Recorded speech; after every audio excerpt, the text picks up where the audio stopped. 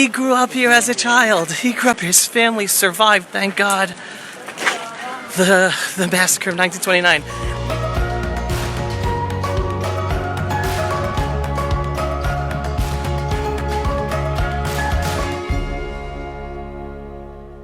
He grew up here as a child. He grew up here. His family survived, thank God, the massacre of 1929.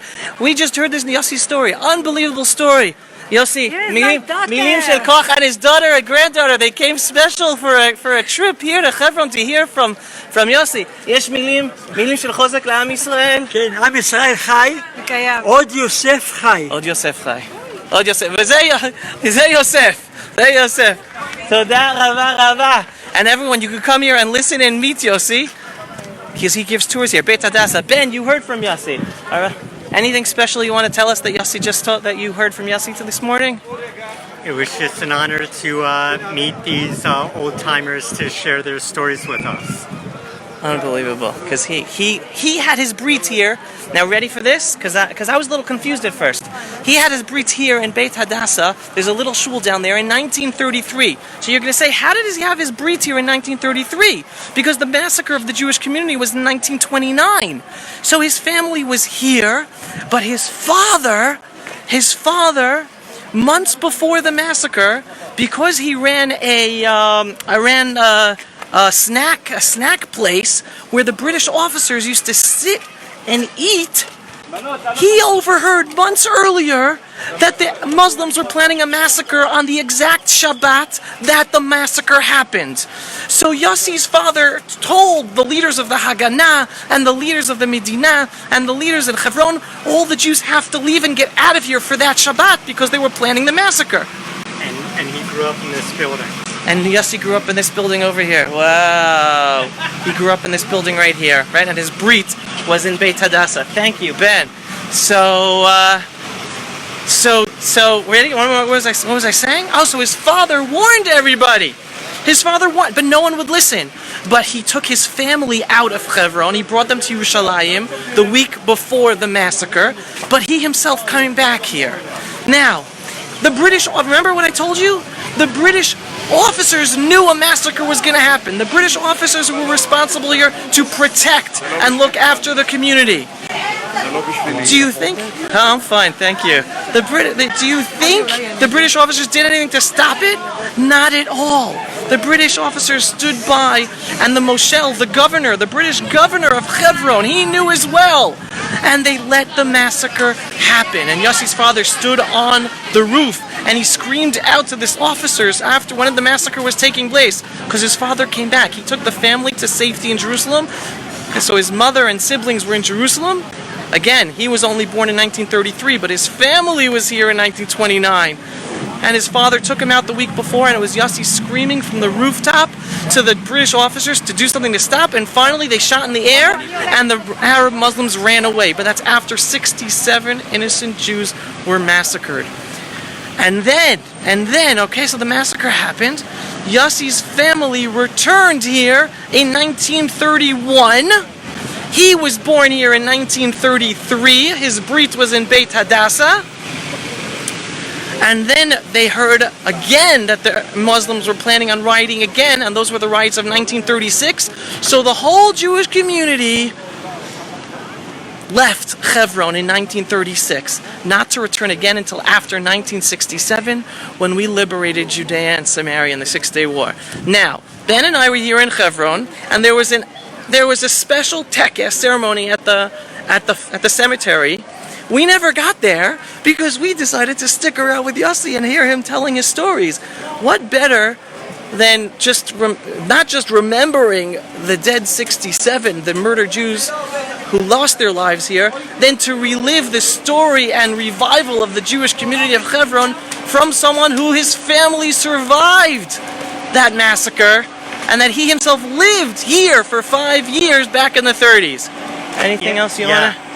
Yossi told us that in 1967, Rabbi Levinger and the young people of the time contacted him, and he assisted in sending young people to live there, because he said that he and other survivors, they didn't think that they could they could move back there after 40-something years. But he encouraged young couples and families to do so. Right, and even like we were talking to his daughter and to his granddaughter, and this was the first time they're in Hebron, from what I understood. Yeah. Right? Like all their lives, they've grew up on the stories and hearing it, but they've never come here themselves. This was the first time they came to Hebron with their father and grandfather to hear the stories and see where he grew up. And he was pointing out each house to us, and that Arab lived there, and that Jew lived there, and there was a shul there. He lived here. It was really a big zchut to meet Yossi. And I'm on the one hand, I'm sorry I missed the official ceremony. I wasn't able to bring you guys into the official ceremony taking place here in memory of the 67 Jews who were murdered here in Hebron in 1929. But it was a major privilege to meet Yossi, to have the tour with him, and have him show us the different places where he grew up as a child, and to hear him about the life that he lived, and then his excitement of seeing life here again. And every month he does tours in Beit Hadassah. All right, he was born in 1933. So he was born in 1933, and he was telling me that he used to run all the time. Then he used to walk Shvilei Yisrael around Israel, and today he doesn't have that energy, but he does free falling from the sky. All right, this guy, born in 1933, born in Hebron, does free falling parachuting. Unbelievable! What a man! That's Yossi, who's back there, right there. What a privilege, folks. Beit Hadassah, fabulous museum about the history of Hebron, the movies, little videos, really fabulous. Come to Hebron, and little by little in our lifetime, we're going to be seeing more Jews living here. Right, Ben? Even in our we're seeing more and more. The community's developing. To the controversial structure. Oh, let's go. Exactly. Let's tell everybody. So what Ben is talking about right now is the marketplace that is an area owned by Jews, bought in the beginning of the 19th century, right? It's 1807. 1807. Thank you, Ben. All right. It is known to be owned by Jews, but after the Jews were exiled from here by the British in 1929, the Arab Muslims from Hebron took it over. And still today, even though no one lives there and no one has anything, and the Arabs aren't there anymore, the state of Israel has not allowed Jews to return. Hey, Andy, saying hi to you, Ben. Hi, Andy. This is it. All right, so we're coming right here. Under Jordanian law, the market vendors have protected tenancy. What's that word? Tenants? Yes.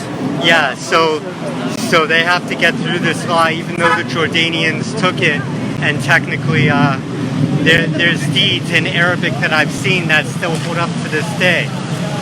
But there's Jordanian law, and so, for whatever reason, the state of Israel goes by Jordanian law. Here, we'll come right here. We're coming right here, yeah? So this land, should we turn around?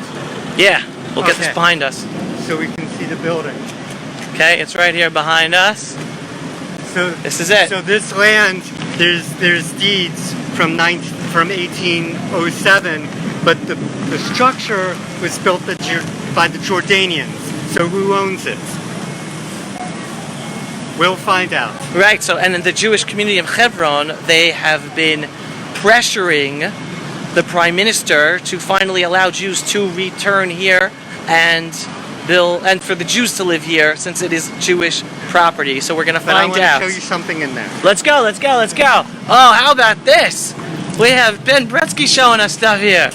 Go, yeah. Here we are. This is the area. All right, this is the area. Jews used to live here. Market stalls in the 60s. The Jordanians built like a vegetable market. Wait, so the Jews had different houses here before, and the Jordanians knocked it down and rebuilt this? I'm going to show you a building. It's in one of these old photos that they put. Right, you see on the wall here pictures of the community. This synagogue. Yeah. This synagogue was somewhere around here. Maybe maybe not exactly here. Maybe it's over in the parking lot. And the Jordanians tore it down, and then eventually in the 60s they turned this into a vegetable market. Got it. Okay, so again, the more details we're getting from Ben, this area is Jewish-owned land. It had Jewish houses, had a synagogue. That's the synagogue that was here on this land. The Jordanians ever since then, Israel has not allowed the Jews to return here, even though even the Arab tenancies ended here years ago. No one's here. Jewish-owned property. What are we looking at now? This is the this is the deed. deed. That- And it's signed by the Arabs and the Jews that lived here together at that time. Right, so that's the deed that this land was sold to the Jews in 1807. Right, and then you see signs up. It says, Haratzachta v'gam yarashta. You killed us and also you took over our land. Like, and why isn't the state of Israel allowing the Jews to have our land back now that we are back as the sovereign and we are able to give the Jewish community who owns this land, right, and the Sephardi community that has that deed has basically told the community of Hebron that they happily give it over to the community of Hebron for Jews in Hebron to live here and build. So this is amazing. So maybe we'll witness history, and Prime Minister Benjamin Netanyahu will announce today that Jews are returning here. Don't know. It would be nice. It would be nice. Did I take you some more places? Yeah, let's go. Let's go. You want to go this way? Yeah, sure. Neither of us know how we're getting home. There are plenty of buses here, so we'll figure it out. So let's see what else Ben's going to show us. This is the Avraham. Wait, I don't know which synagogue this is, but that's one of the synagogues. That's the Avraham Avinu synagogue. Okay. Yes, right here. Beit Knesset Hagadol Avraham Avinu, right? And today it's rebuilt, thank God. And this is it being destroyed after 1929. And I want to take you there. But first, during the Jordania era, they turned it into a sheep pen. That's the shul. Yeah. The Jordanians turned our synagogue, that Avraham Avinu synagogue, they turned it into a sheep pen. That's what they do to us.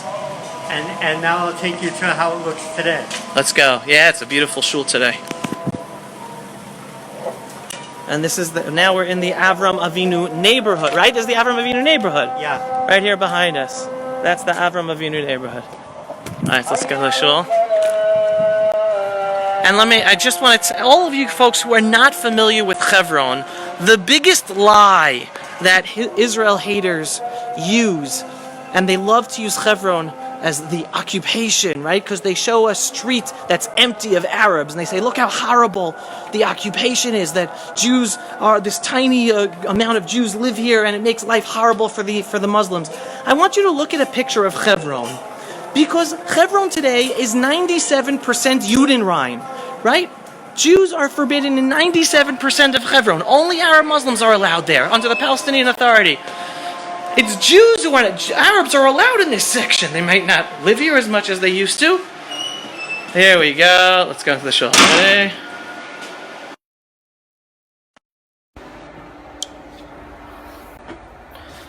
This is the Avraham Avinu synagogue. This is the synagogue. Before you saw the picture of the synagogue, totally destroyed in 1929. I think Jews were actually murdered in here, and they burnt the Torah scrolls, and thank God it is alive and used today. The Jewish people are back. We are about life. We return life, even when we go through hardships, even when they kill us, even when they expel us from our homes, in our homelands, we come back and we rebuild and we bring back life. We are about life and continuing on. So I want to show you something. Yes. These Torah scrolls were rescued from the Spanish Inquisition, and the Sephardic Jews came here with their Torah scrolls, and they're still here. But during the riots, they had to rescue them and take them to Jerusalem. So it was only after the Jewish community returned that they returned them to Hebron. So they're...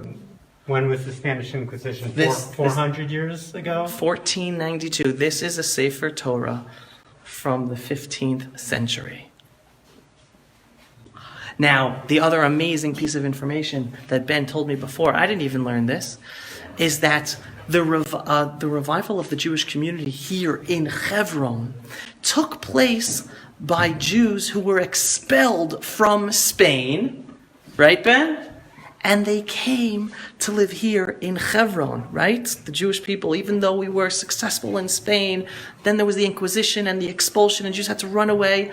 And Jews from Spain ran away and came home to Israel, even though we were spread all over the world. Some of them came home to Israel and came and to Hebron, and that was like a revival of the community here in Hebron. אתם רוצים את המקום? No?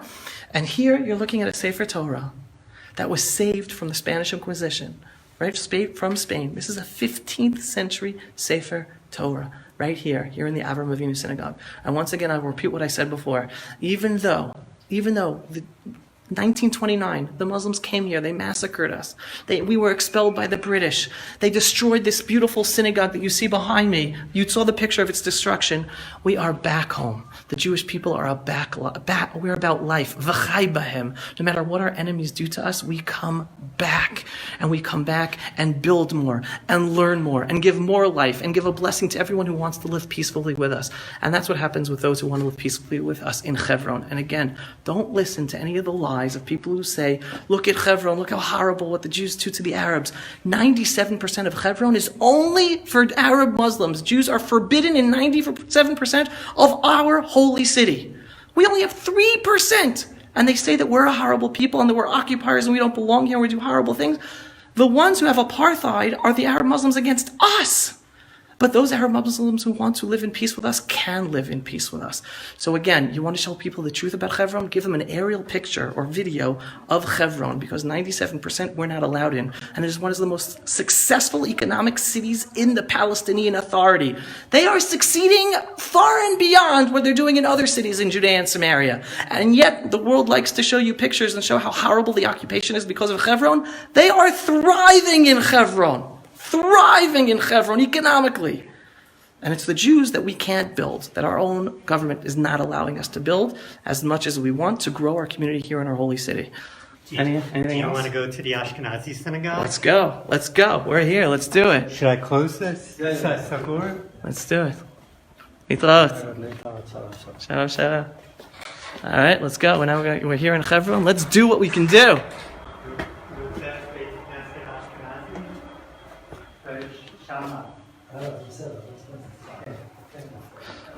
Alright, so this was Avraham Avinu Synagogue, right? There were different Jewish communities. So I imagine this was the Sephardi shul, or not necessarily? No, so it was. For sure was the Sephardi shul. Alright, oh, now this is beautiful, because here... All right, well, let's come here for a second. This is awesome, folks. Just take this in, because it's the Jewish people. We are back. We are back. Look at this. It's a children's park, folks. It's a children's park. We are home. They murdered us. They expelled us. They thought they'd take us out of our holy city. We are home and we have children growing up here. And I think this is the park where shall have it pass, right? You want to go? Yeah, we're here. I don't know how many of you know the story, but there was a little girl. What was she, 1 year old? She was a small toddler. And her name was Shalhevet Pas, and she was playing in the park. Gan Shalhevet.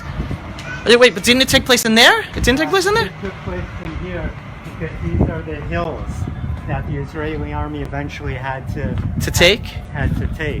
So Shalhevet Pas was here playing in the park somewhere in this area. And this is the memorial. And a terrorist shot her from one of the rooftops and killed her, a toddler just here playing in the park. And I'm trying to remember the story. Because I remember someone told me the story that he still has like the shirt that I guess was the father, the shirt that's with the bullet hole that Shalhevet was wearing, Hashem Yikom Dama, when she was shot and killed, a little toddler. And even with what they try to do to us, folks, we are alive and well and growing and thriving, and our enemies try to do bad things to us, and we thrive and thrive and thrive and thrive. That's what we are about. And come to Israel and come to Hebron and visit these places, because 99.9% of the time everything is safe here. Don't be afraid by the headlines. Don't be afraid by the terror that once in a while they do against us. We live here day by day, and we are living life and growing life, and people are visiting, and it is beautiful, and this is where you connect with your roots. Hebron was the first capital of the Jewish people set up by King David. Don't anyone say that Hebron doesn't belong to the Jewish people. This is where Avraham bought the first property, Ma'arat HaMachpelah. Don't let anyone tell you that Hebron doesn't belong to the Jews. And come here, bring your children, go to Ma'arat HaMachpelah. Say hi to the forefathers and the foremothers. And like my good friend Yishai Fleischer likes to say, Hebron is a love story. Avraham and Sarah are buried together after they lived together, right? Yitzchak and Rivka, Yaakov and Leah, love stories. All these couples are buried together. Your love stories. Hebron is the stories of the love stories of the Jewish people. My grandmother saved Wait, what are we? back then. What are we? Who are we with? And what are we listening to? House in the old city of Hebron. This is a friend, an our friend. Hi, Shalom Aleichem. Who is the audience? Who is People, tzaddikim and tzaddikot. Hi. Beautiful people who care about Israel. I am Eliyahu McLean, and I'm here in Hebron on the day of the anniversary of 90 years of Tarpat. I just led a tour of 10 tourists from 7 countries. Wow. On a dual narrative tour. I run tours here for every week for 9 years now. And what is travelers around the world? And when I say dual narrative, Yes, explain. Half a day they were with me, and they heard an Israeli Jewish narrative. They heard about Jewish history. They heard about the Israeli security rationale for what happens in Hebron, the Jewish history, 4,000 years, the buildings, 1929 massacre, all of the history from Abraham up until Today. Rabbi Levinger coming back after the 67 war. And then I hand them over to Muhammad, an Arab Muslim Palestinian guide.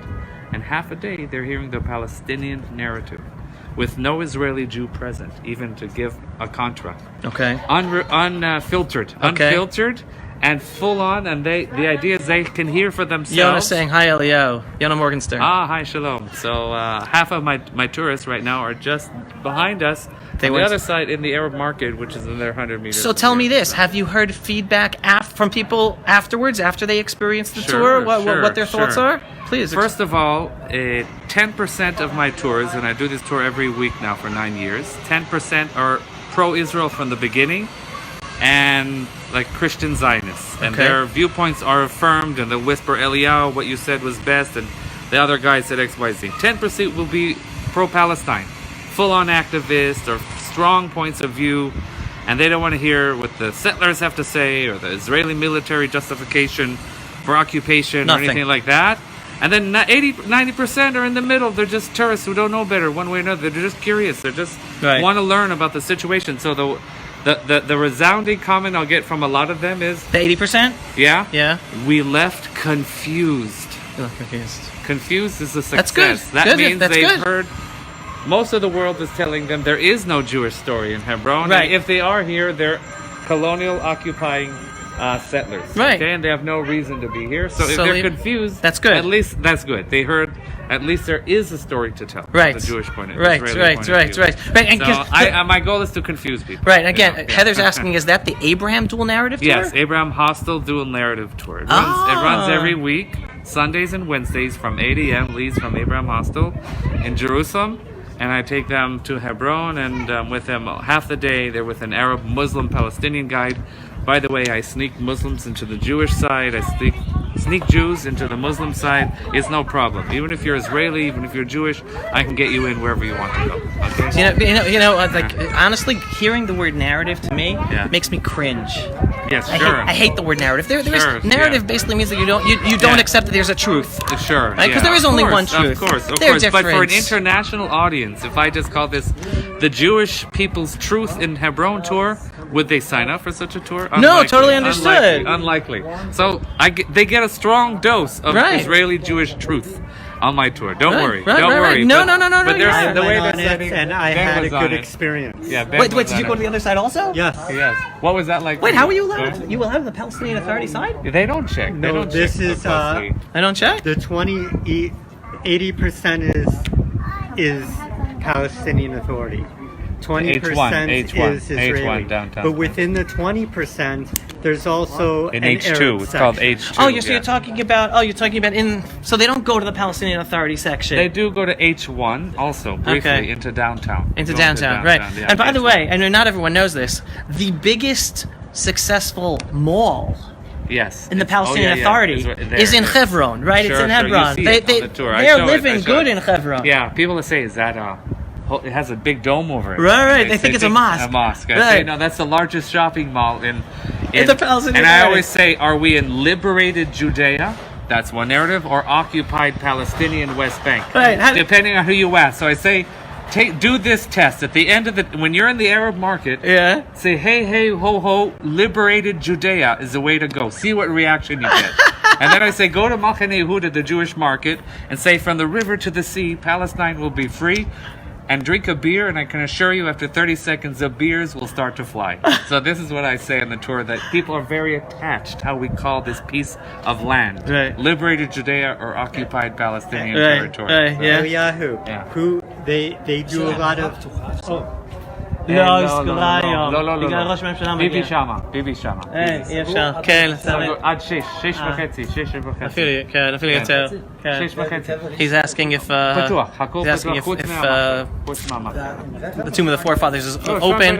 Anyone who watched me earlier, it's closed because the prime minister is speaking there soon, so it's totally closed off. No one can get there. Yeah, it's impossible. Eliyahu, the small and the other. Where are you guys from? Okay, we're in the video. Yeah, personally. Florida. Where in Florida? Jacksonville, Florida. Jacksonville, Avoiding the Florida. president. Oh, you came to so this was planned beforehand, before you knew about the Hurricane. Wow. So how do you like coming to Hebron today? Is it alright if I'm asking you on camera? Yeah, who's on there? This is I'm on Facebook Live right now. I do videos for Israel. I talk about Israel for people to connect people with the truth about Israel and the Jewish people around the world. Beautiful. I love it. You loving it? Was it first time here or no? I've been here before, but it's been 20 years. Wow. So you see the growth. Yes. In every way. Wonderful. All right, cool too. Enjoy your vacation. You might Yes, not what I guess, realize, go. but there's a suburb, a town next to Hebron called Tarkumia. It's part of the Hebron district. Right. And there's an industrial zone where hundreds and hundreds of Palestinian companies are having their products made by Palestinians in Hebron. So if Roger Waters is successful, and let's say he focuses on mattresses made in Israel, shipped around the world is made in Israel, shipped from the Ashdod port. They're actually made by Arab workers in factories in Hebron. What, you're talking about they're Jewish companies or Arab companies? Jewish companies that work together with Arab Jewish companies that have Arab employees. Employees Right. in Hebron. Right, the ones who So get if they hurt were and to lose their jobs. boycott these products, that's the boycott movement doesn't realize if they're going to find an Israeli product that's made even in the West Bank, a settlement product. They can even call it settlement because Israelis are involved. Right. It's over the green line. It's a settlement product, even though all of the managers and the workers on Are all site Arabs. are Arabs. Right. Let's say they succeed and they boycott and no one touch an Israeli mattress and Right. that factory goes out of business. Right. The first to lose their jobs will be yeah. workers, Arab workers in Hebron. And by the way, when they're making a salary, if it's Israeli standards, they're making 29 shekels an hour, which is 10 times what they would make by a tycoon of their own society. Do you know that also that my partner in this tour, he runs a tour company called Visit Hebron Palestine. He's also in the Hebron Chamber of Commerce. And he told me a lot of products we don't realize. You go to Cafe Aroma, Yeah. any coffee shop in Israel, you put a plastic lid. On. Is that imported from China or is it imported from Hebron? It's I guess imported it's from imported Hebron. from It's Hebron. made in Hebron by Arabs in Hebron. But You put a lid. An In any Arab coffee company shop. or a Jewish company? Working together. Together. Yeah, Arab workers and Israeli Jewish companies. That Made in is the Hebron. truth. That's the You truth. get a coffee Right. and you put a lid on it. That's actually made here in Tarkumia, Right. in a joint industrial zone. All right, and Anyway, that's this other and what I like to tell people is the future is the coexistence between those Arab Muslims who want to live peacefully with us because they thrive living with Jews. Ahmed Jabari, he was that businessman. Right. He was in Bahrain and he got threatened and pressured, but there's a whole undercurrent within Hebron saying we don't buy into that narrative of fear and separation. Let's live together. Let's cooperate. Let's create a shared future. Right. So, Eliel, thank you so much. shalom, shalom. Shalom, shalom. Great, keep up the great work. All right, so now Ben's going to continue with us. Do you want to go to The the Ashkenazi. synagogue? Oh yeah, the other way. Let's go. We're going the other I way. don't remember where it is. Other way. Other way. Yeah, I haven't been there. I've been to the Avraham Avinu Synagogue. I haven't been to the Ashkenazi Synagogue. So again, this is the park where Shalhevet Pass unfortunately was murdered. I remember that well. איפה בית כנסת אשכנזי? אחרי אברהם אבינו? I think it's tucked right in the corner here. She was pointing to בית כנסת חב"ד העתיק.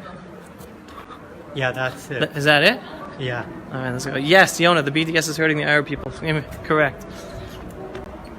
Exactly. That's like the Israel haters. They don't care. They don't care about the Arabs.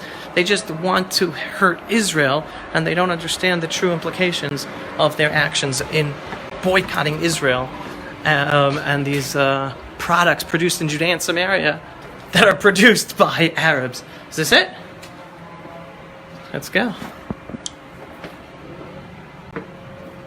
Seeking to prevent the construction and died of his wounds on the 29th of Tammuz, 1898. Right? There was a thriving Jewish community, and every once in a while, problems with Arabs. But what else we got here? Here we have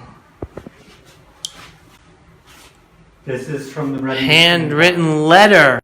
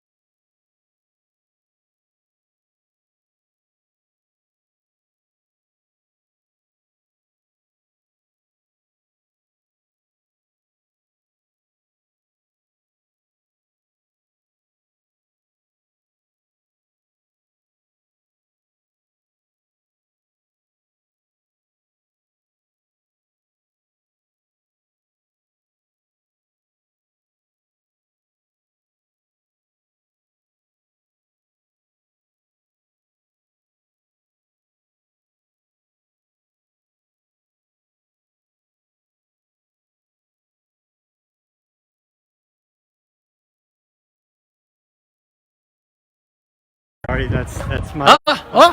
No, it's still going. Now it's going. Now connection's available.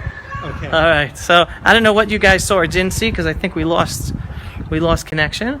But we went into the Ashkenazi Synagogue, which is basically a Chabad synagogue, and Ben was talking to us about the strong Jewish presence of Chabad here, and there was actually signs about the Chabad emissary in 1898, and letters that were written to the Lubavitcher Rebbe back in the 19th century. So that's the Ashkenazi Synagogue. Do you want to see the swimming pool? Yeah, what swimming pool? King David's pool. Yeah, sure, let's go. Where's the King David's pool? It's empty. It's empty. So we can't go swimming now, Ben? Yes, they lost us, but all good now. Great, thank you, Heather. All right. So now we're going to see King David's swimming pool. Did King David swim there, Ben? According to the Bible, some of the warriors executed another warrior, and then as a punishment, King David hung these two killers over the pool in Hebron. So there is a pool. Whether or not it's the actual pool that King David executed these two people, we may not know, but I've seen old photos where it clearly shows water and people swimming in it. Oh, wow. Like black From and when? white, Well, black and white? silent video. Oh, So wow. maybe that's the 20s or 30s. Oh, wow. And it's nearby? It's right here. Oh, wow. By the way, you saw all the buses are gone? We might not have a bus out of here, Ben. Wait, I want to show you this stuff. Yeah. I want to show you, read this plaque. Shalom. Okay, Gadi and Dina Levy, Hashem Yikom Damam, were murdered here by a terrorist in 2003, the 15th of Iyar, 5763. On Shabbat afternoon, Gadi and Dina Levy, a couple expecting the birth of their first child, are on their way to pray at the Marat Machpelah, the cave of the patriarchs and matriarchs. Like any other Shabbat, children are playing at the local playground. A disguised terrorist wearing an explosive belt crosses the street on his way to blow up the children. A soldier shouts for him to stop. The terrorist decides to change his target. He jumps on Gadi and Dina and activates the explosives. Gadi and Dina were murdered by a bomb that was designed to kill dozens of children. Their memory will not be forgotten from our hearts. The lovely and the pleasant their lives, even in their death, they were not divided. Shmuel Bet. Wow, so this is here in their memory over here. So that's Gadi and Dina at this place. And again, I don't I don't like talking about the terror attacks and the people who we know who were affected by terror to scare all of you. Like, yes, terror exists, and once in a while terror happens, but we are growing and thriving and bringing more life to our homelands, more life to Hebron, more life to each and every place where there is a terror attack. Don't be afraid. If you're living here, don't be afraid. And if you are out not here, don't be afraid to visit Israel. This is our homeland, and we make it safe by being here and by visiting and by showing them that we're not afraid to come here. Right, Ben? Right. So it's part of the reality, but again, 99.9% of the time, everything is safe, and come here and visit. And this is Hebron. We are walking the streets of Hebron, the ancient city. Oh, there's Katzover. He used to be the mayor of Hebron. That's Yehudit's husband. What's Yehudit's husband's name? I don't remember. Should we go up and Baal Shel Yehudit. Oh, maybe that's not him. Shalom. Toda Rabba. Katzover, nachon? Ma shlomcha? He's busy. Let's go. He's getting in the car. At him. We probably should talk to him. Yeah. Let's see what you get. After screaming his name. Let's go. רציתי להגיד שלום. אני תמיד עם נדיה ויהודית בעוז וגאון. תזכיר לי איך קוראים לך. צבי. This is צבי קצבר. אתה בסרטון, זה בסדר? בסדר גמור. צבי was one of the mayors לפני כמה זמן? לפני 10 שנים. Until 10 years ago he was the mayor of Hebron. יש מילים של חיזוק לעם ישראל, צבי? כמו שפה היה היום ראש הממשלה ונשיא המדינה ויושב ראש הכנסת, בשנה הבאה הם יבואו לחנוך פה את השכונה החדשה לעם ישראל, לארץ ישראל. Amen, בעזרת השם, צבי, כל טוב. Alright, so Tzvi basically told us that just like the Prime Minister of Israel, the President of Israel, and the Speaker of the Parliament of Israel were here today, so too they are going to be back next year, I hope even before, to dedicate the rebuilding of the new Jewish community in the area that we showed you earlier, of the Jewish homes, of the marketplace area. And is this it? This is the pool? This is King David's pool? This is the swimming pool, and there's actually water in there. No way! And if you see old black and white photos, they're labeled from Right. the 1920s and 30s. Yeah. The pool of King David. This is the King So David's they would pool! tell tourists at that era that this is where King David executed the rebellious people in what would that be? The Book of Kings? Yeah. Yeah. Do you know that story? I actually don't. I have to go back to it to There's read a it. lot of intrigue, you know? Yeah. King David had a rough time. And look at this. There is water here. Look at the water down here. זה, כן, אפשר לראות מים! כן! של דוד נכון, תלה את זה. נכון! הנה, יש... לא רואה מים. כן, ישר. More people coming to see King David's pool here in and looking at the water. יפה! מאיפה אתם? פתח תקווה! איפה אתם? מאפרת? בירושלים. ג'רוזלם. אתה עם רכב פה? לא, אנחנו לא יודעים איך יוצאים מכאן. למה? איך אתה יוצא מכאן? לא יוצאים מכאן.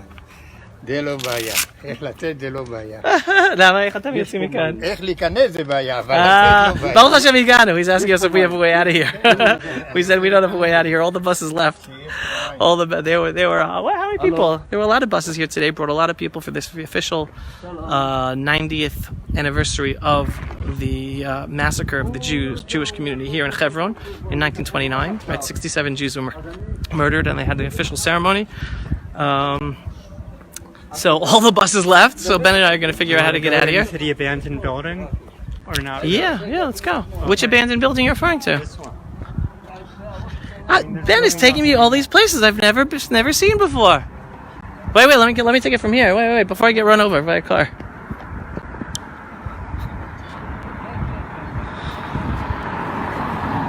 Huh.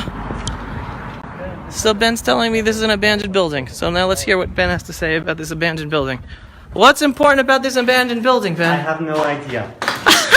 Say that again. What'd you say? I have no idea what this building is, but there's a lot of them in this neighborhood, and it's impossible to fix them up due to, bureaucracy. Yeah, the bureaucracy and all the laws. Wow. All right. So this is the abandoned building.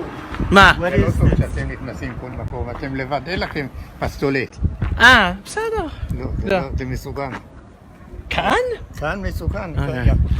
כאן יכול לבוא מישהו מבחור. מה? אנחנו הולכים איתך, סבבה. הם מחפשים אחד, כמה, שתיים בודדים. נכון. צודק. אם יש קבוצה הם לא לוחצים שום דבר. נכון. Yes. מה השם שלך? Okay, Zev is looking after us. Alright, so we're gonna go. This was an amazing experience today. If you only came in at the end, watch the beginning with Yossi. Okay, I was here with Yossi, that's how we started. He was born in Hebron. He had his brit here in Hebron. Unbelievable. אני מהראשונים בחברון שהגיעו לכאן עם הרב לוינגר, ומאז אני קשור ככה. ואיפה אתה גר? אני גר בכפר אברהם, לא גר בחברון. וואו, אוקיי, איך קוראים לך שוב? זאב זפרן, אתה רוצה לרשום זאב, פה? כן. תרשום. כן, אני הגעתי לגיל 80, עשו עליי סרט. כן? חיים של גבורות. כן. זאב זפרן, אתה כותב את זה. אוקיי. A movie was made about him. היסטורי, על גוש אמונים. והגוש אמונים. כן? על סבסטיה. היית שם גם כן? גם כן. He was at Sebastia. 7 פעמים מתוך 8. ימית. מאבק שלי בימית, מה אני עשיתי בימית כדי שלא for the נטעה. struggle, yeah. וגוש קטיף, הכל מופיע פה בסרט. באמת? אני רוצה לראות. אני מפיץ סרטים. אתה מכיר את הסרט משחק ביתי על גוש קטיף? רגע בצד, שלא יבוא איזה אוטו. אתה מכיר את הסרט משחק ביתי על גוש קטיף? לא. אז אני הפקתי את הסרט על גוש קטיף, כן. שזה מופץ בעולם. So I'm telling him that... אולי בזמנו ראיתי את זה, אבל אני... יכול להיות. הזיכרון שלי, אני בן 83, כבר לא כל כך. Wow, so he was here in the beginning with Rav Moshe Levinger at the beginning. אז איזה סיפור אתה יכול להגיד לנו על התחלת החיים היהודים שוב אחרי ששחררנו את המקום הזה? אחרי ששחררנו את המקום, החליטו שחברון, כמו כל יהודה ושומרון, יהיו יודנריין. Right. נקים מיהודים. Right. There were not supposed to be any Jews here. The Arabs didn't want any of us. הרב צבי יהודה. And then Rav Tzvi Yehuda decided שלא יכול להיות מצב כזה, שיהודים לא יהיו ביהודה וחברון. it can't be that Jews can't live in Judea and Samaria and ואז Hebron. פנו אליי שאני אהיה שותף בעלייה לסבסטיות. הייתי... So then he was asked to go to Sebastia to start the Jews living in Sebastia. כן?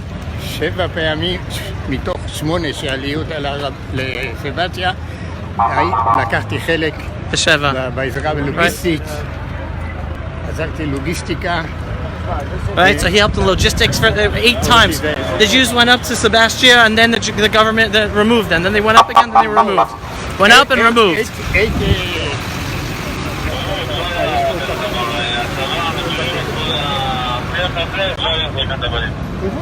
Alright, so he was part of it. Oh, we're catching Mincha. Alright guys, I'm gonna go. It's been a wonderful day here in Hebron. Mincha. Wonderful day in Hebron. The Jewish people, we are back in our homelands. Come visit, come here, visit the forefathers, visit the foremothers. Any final word, Yeah, Brandon? can we face the building? Yeah, sure. Okay. Now, just last week they sort of kind of gave permission for the Jewish owners to enter the building.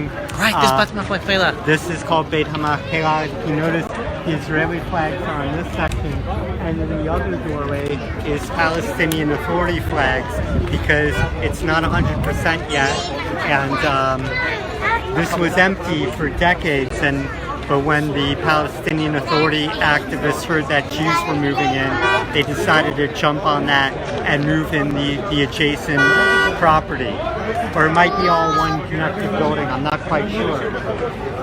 Right, yeah, here you see, right. Here you see on both sides, there and there. They put up Palestinian Authority flags, in the middle is the Israeli flag. Now, there's a man, I think his name is Mohammed Al-Shalela. I have to look that up. He was the Palestinian Authority real estate agent that arranged this deal. He was arrested and put in jail because selling land to Israelis is a crime in the Palestinian Authority. And so he's in jail right now to this day because of this building. Right, because that's what they do, right? Unbelievable. All right, so folks, nothing is stopping the Jewish people from coming back to rebuild our homeland, to rebuild our holy cities in Judea and Samaria, including Hebron. Even though Jews are forbidden in Bethlehem, one day we'll be back in Bethlehem. Even though we're forbidden in Shechem, what they call Nablus, which is right. The Romans, the Arabs call it Nablus, right? It's a Roman name. The Romans gave it that name. There's no term called Palestine connected to a people called Palestinians. The first people who were Palestinians were Jews when the Romans changed the term from Judea to Palestine. So it was the first Palestinians were Jews who were living here. In any case, we are back. We're bringing back life to our homeland. And again, those Arab Muslims who want to live in peace with us are blessed. And that's the future.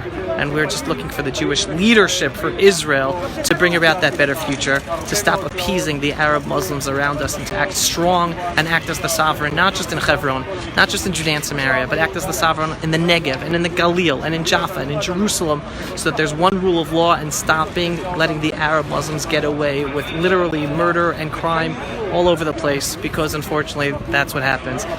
Peace is coming in the future, folks. It's coming closer than you think, but it's not a piece of paper written with agreements with enemies who teach their children to murder us. It's a peace based on strength. When Israel and the Jewish people are strong in our homeland, that's the message our enemies get, and therefore they will not dare do anything bad to us because of that. I'm going to go daven mincha. Bye. Thanks for watching. Pulse of Israel, frontline videos from the Holy Land. Support our work by donating today.